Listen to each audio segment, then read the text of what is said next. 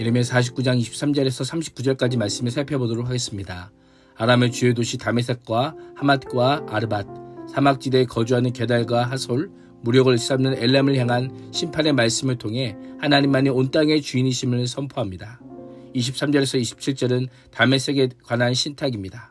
다메섹은 아람 왕국의 수도요, 교통과 상업, 군사적 요충지로 물이 많고 비옥한 땅에 위치하여 당시 지상낙원이라 불릴 정도였습니다. 이스라엘과 유다와는 지속적으로 적대적인 관계에 있었으며 주전 732년 아수르의 디글랏빌레셀에게 침략을 받아 쇠퇴의 길을 걷다 주전 581년 바벨론의 침략을 받아 완전히 멸망하였습니다.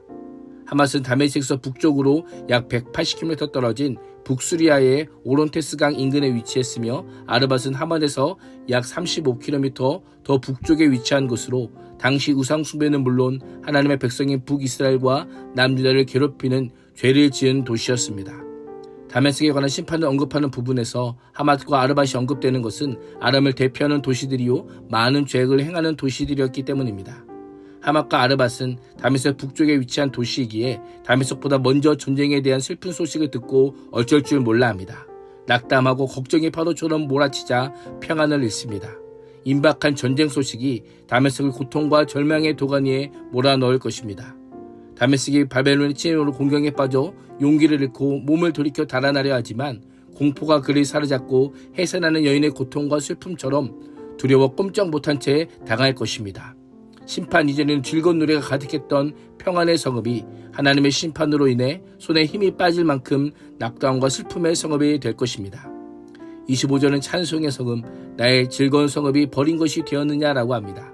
버려둔다라는 것은 가장 강력한 형태의 심판이라 할 수 있습니다. 세상이 하나님의 지혜와 권능으로 다스려집니다. 하나님께서 돌보시지 않고 내버려 둔다는 것은 하나님의 은혜와 통치에서 제외되는 것이요 결국은 멸망에 이르는 것임을 보여줍니다. 그날에는 그 도성의 장정은 엎드러지고 모든 군사는 진면을 당할 것입니다. 하나님께서 모든 군사를 죽이실 뿐 아니라 군사로 나갈 만한 자들까지 모두 제거하셔서 다메섹이 다시는 일어서지 못하게 하실 것입니다. 27절은 내가로 시작하여 다메섹 심판의 궁극적인 주체가 하나님이심을 분명하게 선언합니다.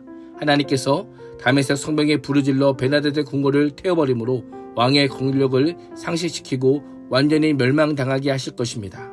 하나님의 시선과 통치에서 벗어나는 모든 것은 영원하지 않습니다.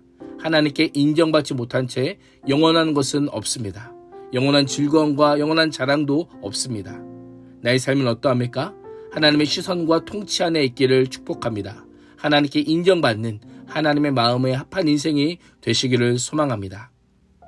28절에서 33절은 게달과 하솔에 관한 신탁입니다.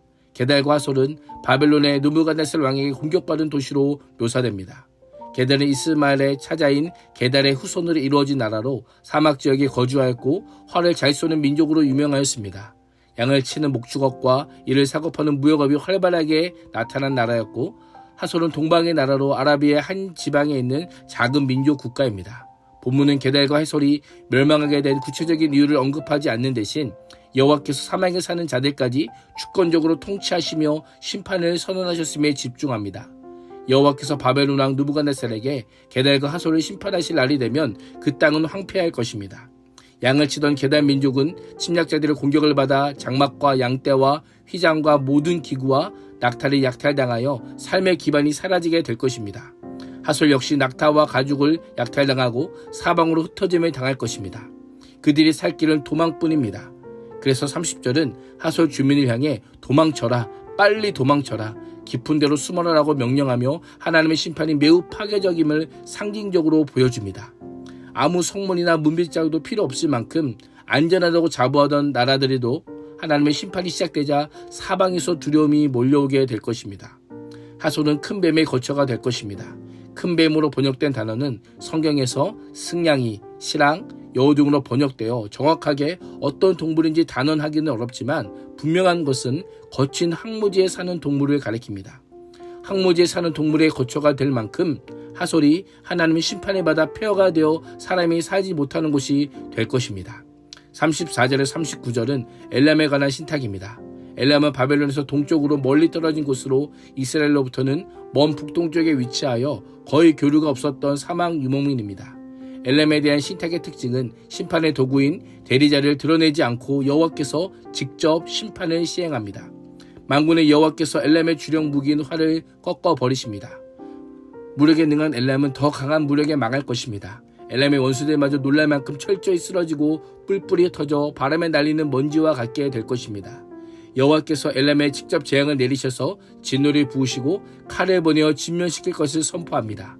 엘람의 왕과 고관들을 그 땅에서 멸절시키고 엘람의 여호와의 보좌를 놓아 여호와께서 직접 통치하실 것입니다. 놀랍게도 39절은 그러나 말일에 이르러 내가 엘람의 포로를 돌아가게 하리라 여호와의 말씀이니라 라고 선언합니다. 여호와께서 직접 흩어졌던 자들을 포로에서 돌아오게 하실 것이라는 구원과 희망의 메시지를 선포합니다.